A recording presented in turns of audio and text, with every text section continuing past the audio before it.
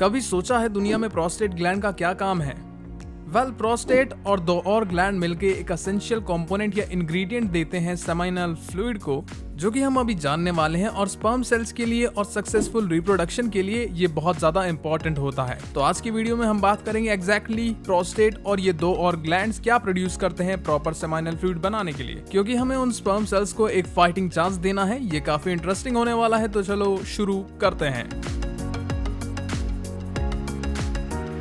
तो चलो स्टार्ट करते हैं सीमेन और सेमिनल फ्लूइड के बीच के फर्क को समझने से। सीमेन होता है mixture sperm cells plus seminal fluid का, और सेमिनल फ्लूइड क्रिएट किया जाता है in male accessory sex gland से, और थोड़ा सा फ्लूइड ट्यूब्यूल्स के अंदर टेस्टिस से भी आता है। लेकिन मेल एक्सेसरी सेक्स ग्लैंड में आता है हमारा प्रोस्टेट ग्लैंड, और उसके साथ आते हैं दो और ग्लैंड जिनके बारे में हमने शुरू में हिंट दिया था, जिनका नाम है सेमिनल वेसिकल या सेमिनल ग्लैंड्स, और साथ ही होता है बल्बो यूरेथ्रल ग्लैंड। अब हमने ऑलरेडी स्ट्रांगली इंप्लाई किया है कि जो कुछ भी सेमिनल फ्लूइड में होता है वो स्पर्म सेल्स के लिए बहुत ज्यादा इंपॉर्टेंट होता है। एक ऐसी जर्नी में जो काफी मुश्किल होती है फीमेल रिप्रोडक्टिव ट्रैक्ट के थ्रू यूटेरस और यूटेराइन ट्यूब में पहुंचने के लिए, और पोटेंशियली एक एग को फर्टिलाइज करने के लिए। और हम डेफिनेटली डिटेल्स में जाने वाले हैं कि सेमिनल फ्लूइड में क्या होता है जो स्पर्म सेल्स की हेल्प करता है। और मैं एक इंटरेस्टिंग चीज मेंशन करना चाहता हूं, जो कि है स्पर्म और सेमिनल फ्लूइड का रेशियो। ये एक बहुत ही इंपॉर्टेंट चीज है। फॉर एग्जांपल, अगर आपके पास स्पर्म सेल्स बहुत ज्यादा हैं और सेमिनल फ्लूइड कम है, तो ये सारा सीमेन बहुत कॉन्सेंट्रेटेड होगा। तो वो स्पर्म सेल्स एक दूसरे के बहुत पास होंगे और उनकी टेल्स लिटरली टैंगल हो सकती है, और वो अपनी स्विम करने की एबिलिटी को खो सकते हैं। अब नादानी में मेरे अंदर का 12 साल का लड़का इसे फनी मानता है, बट ये बहुत कूल और इंटरेस्टिंग है समझने के लिए, क्योंकि sperm to seminal fluid ratio बहुत ज्यादा इंपॉर्टेंट है सक्सेसफुल रिप्रोडक्शन के लिए। तो चलो प्रोस्टेट ग्लैंड को थोड़ा और अच्छे से समझते हैं, ताकि जान पाए हम सेमिनल फ्लूइड के बारे में। प्रोस्टेट ग्लैंड एक टीटी वाली बॉल के साइज का होता है, और ये ब्लैडर के जस्ट अंदर या नीचे होता है, और ये रेक्टम के भी काफी पास होता है। और इसीलिए कुछ लोगों ने एक्सपीरियंस किया होगा एक डिजिटल रेक्टल एग्जाम, जब कोई क्लिनिशियन एक्चुअली टेस्ट कर रहा होता है प्रोस्टेट ग्लैंड को।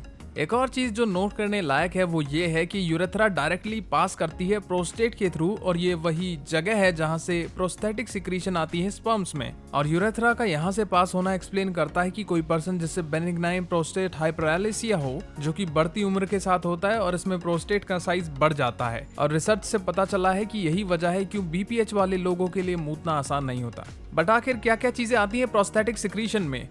एक चीज जो प्रोस्टेट प्रोड्यूस करता है वो है सिट्रिक एसिड, और सिट्रिक एसिड स्पर्म सेल्स द्वारा यूटिलाइज किया जाता है एटीपी बनाने के लिए, जो कि एनर्जी करेंसी होती है हमारे सेल की। और ये सेंस बनाता है क्योंकि स्पर्म को एनर्जी चाहिए होती है अपनी फ्लैजेला या पूंछ को हिलाने के लिए। अब एक और चीज है जो प्रोस्टेट प्रोड्यूस करता है, और वो है प्रोटियोलिटिक एंजाइम्स। प्रोटियोलिटिक एंजाइम्स का काम होता है प्रोटीन्स को तोड़ना, और आपने शायद सुना होगा एक प्रोटियोलिटिक एंजाइम के बारे में जिसे प्रोस्टेट स्पेसिफिक एंटीजन या पीएसए कहते हैं। और हम डिटेल में बात करेंगे कि ये क्या कर सकती है, और हम बात करेंगे सेमिनल ग्लैंड्स के बारे में भी। पर जो आखिरी चीज मैं मेंशन करना चाहता हूँ वो ये है कि प्रोस्टेट प्रोड्यूस करता है seminal plasmin. Seminal plasmin actually एक एंटीबायोटिक होती है जो हेल्प कर सकती है सेमिनल फ्लूइड में बैक्टीरिया की क्वांटिटी को कम करने में, साथ ही potentially female lower reproductive tract में बैक्टीरिया की क्वांटिटी कम करने में भी।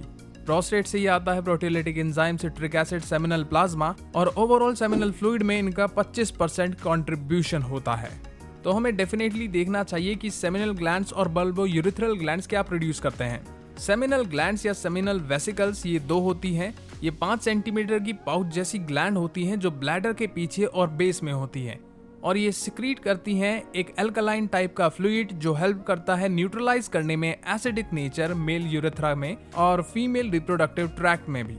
और ये जरूरी इसलिए होता है क्योंकि एसिडिक एनवायरनमेंट स्पर्म्स को मार देता है। सेमिनल ग्लैंड्स फ्रक्टोज भी प्रोड्यूस करते हैं, जो कि स्पर्म सेल्स द्वारा यूज किया जाता है और भी ज्यादा एटीपी बनाने के लिए। और ये ग्लैंड प्रोड्यूस करते हैं केमिकल्स जिन्हें कहते हैं प्रोस्टोग्लैंडिन्स। और प्रोस्टोग्लैंडिन्स को ऐसा माना जाता है कि वो शायद फीमेल रिप्रोडक्टिव ट्रैक्ट के अंदर स्मूथ मसल कॉन्ट्रैक्शन को एक्चुअली स्टिमुलेट करते हैं, और शायद हेल्प कर सकते हैं स्पर्म को आगे पुश करने में, ताकि वो एग को फर्टिलाइज कर सके।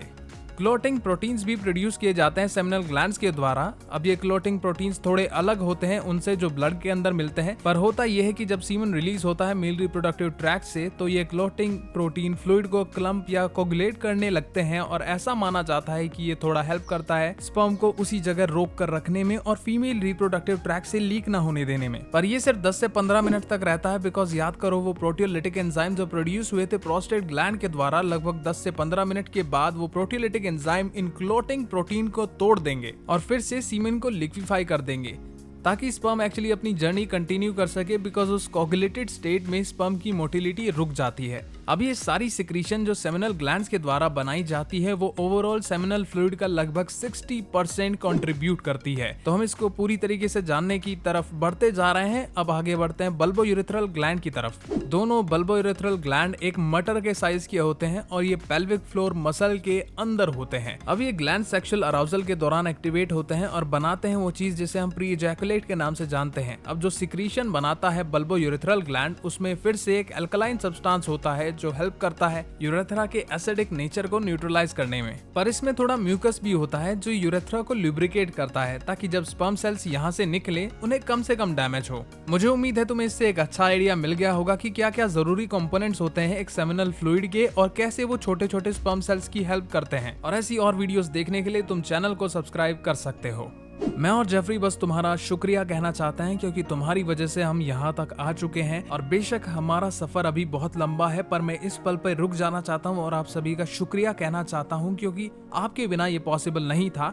और हमारे लगभग 40,000 सब्सक्राइबर होने वाले हैं जो कि अपने आप में काफी बड़ी बात है। तो प्लीज हमें ऐसे ही सपोर्ट करते रहिए और जिस भी प्रकार की वीडियोस आपको चाहिए हमें कमेंट में लिखकर बताइए। हम पूरी कोशिश करेंगे ऐसी वीडियोस लाने की। और आपके दिमाग में जो भी सवाल आए, चाहे वो कितना ही पचकाना हो, आप बेधड़क होके पूछिए। सभी सवालों के जवाब मैं ही देता हूँ। आप मुझे इंस्टाग्राम पे भी फॉलो कर सकते हैं institute of human anatomy Hindi के नाम से। और हमारे सारे स्पॉन्सर्स और एफिलिएट प्रोग्राम अभी आपको डिस्क्रिप्शन में मिल जाएंगे। अब मैं चलता हूँ, मुझे लिविंगस्टन की जगह बैटिंग करने जाना है।